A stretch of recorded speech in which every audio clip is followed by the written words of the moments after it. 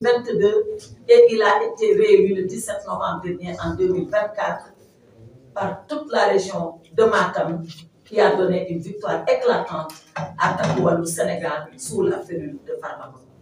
Donc, quand il a été convoqué, il avait la possibilité soit de venir lui-même devant la commission, soit de se faire représenter par son défenseur, collègue député que je suis, soit alors de se faire assister par ce collègue défenseur. Et à ce moment-là, c'est tous les deux que nous allions comparaître devant la commission. Farba Ngom a choisi, d'accord avec moi-même et après même consultation d'autres collègues députés, que seul son défenseur serait devant la commission. Voilà pourquoi je suis partie seule. Alors pourquoi Farba Ngom n'a pas voulu y aller lui-même? Il a voulu mettre ses collègues députés à l'aise. Il ne voulait pas être là-bas, du genre je fais pression sur mes collègues, je demande à mes collègues de ceci, je demande à mes collègues solidarité. Il a dit non. Je les mets à l'aise, je m'abstiens d'y aller et je laisse mon collègue défenseur le faire pour qu'il soit totalement à l'aise, libre de toute pression morale venant de ma part. Voilà la raison pour laquelle Farba Ngom n'est pas venu, comme la loi lui en donne la possibilité. Et voilà pourquoi je suis partie seule devant la commission, comme la loi nous en donne la possibilité, le député Farba Ngom et moi-même. Maintenant, l'autre point de ma déclaration, c'est de dire qu'est-ce que nous avons fait, nous, en tant que défenseurs de Farba Ngom, devant la commission. Lorsque je suis arrivée, j'ai soulevé une question préjudicielle. La question préjudicielle, c'est un problème qu'on pose avant même d'examiner le fond du dossier. C'était quoi ce problème? Ce problème, c'est que personne n'a vu le dossier de Farba Ngom.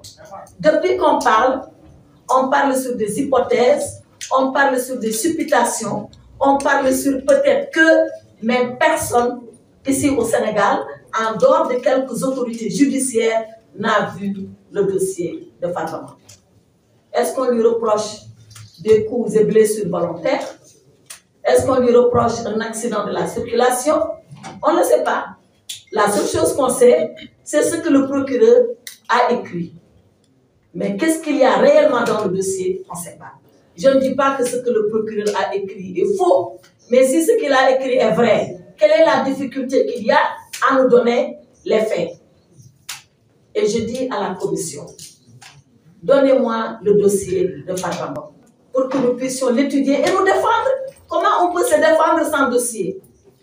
Et hier, j'ai adressé un courrier solennel au président de la commission pour lui dire, à ma qualité de défenseur, devant comparaître le lendemain, c'est-à-dire aujourd'hui, j'ai besoin de disposer des éléments de fait qui sont reprochés à Farba Ngom pour assurer sa défense. Et le président m'a répondu. Le président m'a répondu, et vous savez quoi, mesdames, messieurs les journalistes? Il m'a envoyé comme dossier les lettres de transmission qui ont été écrites entre les différents procureurs. Vous êtes des journalistes, vous pensez que c'est ça un dossier? Est-ce que c'est les lettres de transmission qui accusent Farba Ngom? Est-ce que c'est les lettres de transmission qui constituent les faits pour lesquels on nous demande la levée de son immunité?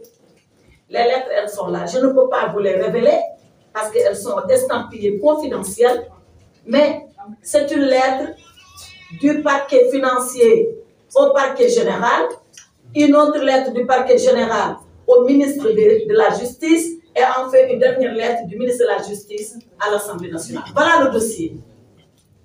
Voilà le dossier d'accusation de Farba Ngom. 4 lettres de transmission. Est-ce que ça, pour une commission qu'on a mis en place, mais est-ce que ça, c'est du travail sérieux? Mais mieux que ça, est-ce que vous pensez que l'Assemblée nationale, elle a constitué une commission d'enquête pour examiner 4 lettres de transmission? Vous pensez vraiment ça? Si c'est les 4 lettres de transmission qui sont la commission d'enquête, il n'y avait pas besoin de commission d'enquête.